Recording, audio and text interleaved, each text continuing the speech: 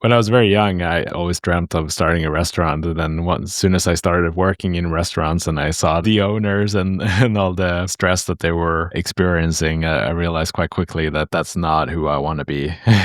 Yeah, let's share a little bit about that. I talk a lot about it. Sometimes I say how, to me, cooks or chefs, in the restaurant business are like pirates, are modern day pirates. They're living these crazy lives. They're up really late at night. A lot of them are chain smoking. They're on their feet all day. Like in many ways, they might be, now I know not every restaurant is a healthy restaurant, but they might be espousing making food that is to nourish people, but they are the ones that are not nourished. No, I can totally relate to that. I think it's like a young man's game as well. So like it's a lot of fun when you were in your young 20s, but thinking now to go back to that environment does not sound very appealing to me. Particularly now that you have a kid. Yeah, exactly. When am I ever going to sleep? I do miss some aspects of it. Coming in, working through the list, prepping everything, doors open, service, working as a team, problem solving, cleaning up the kitchen, sharing a beer and talking some shit, and then, go home and then do it all over the following day. That aspect I miss. But as a whole, yeah, I totally agree. It's like one of the hardest professions you can have, in my opinion. It's sort of strange because you can work in a kitchen and feel like you're part of a team because you're all in the kitchen. But when you're doing your job, depending on the kitchen, but most kitchens, you're very isolated. You're quiet. You're not necessarily talking when you're working. You're all working towards the same goal, but you're independently doing your job. And it's only afterwards or before work starts or after work that you really get to be a part of the community. Is that kind of how poker playing is as well? I'm connecting those dots right now that poker must be a very isolated career as well. I actually never made that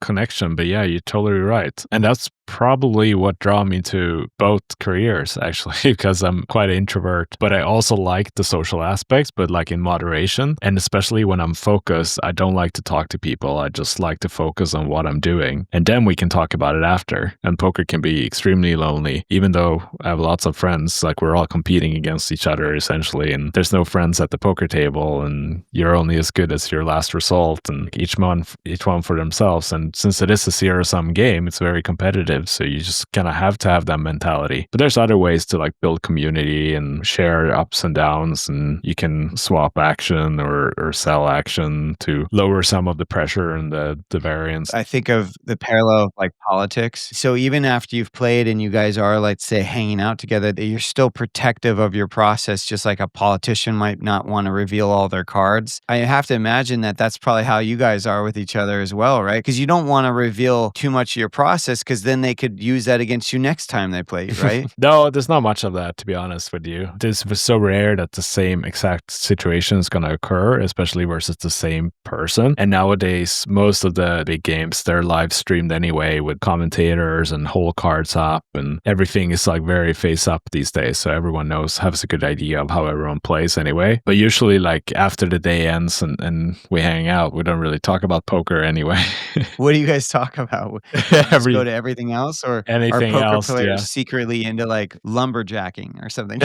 Mostly sports. Let's go back to 2014. You're in the World Series of Poker, their main event, and you win. Didn't you win something like $10 million? Was that more money than you had ever seen in your life at the time? Yeah, definitely. I mean, obviously, crazy experience and definitely the pinnacle of my poker career. Winning the World Series of main event is the number one goal of every professional poker player or any poker player, really. But it's one that's not really reasonable, attainable. Like even if you play it every year for the rest of your life, like for you to even final table it, you would be a very big underdog to do so. So to actually final table it in my sixth try and go all the way and winning it, especially coming back as a short stack, was still to this day, I don't think it's really hit me yet, weirdly enough, even like 10 years later.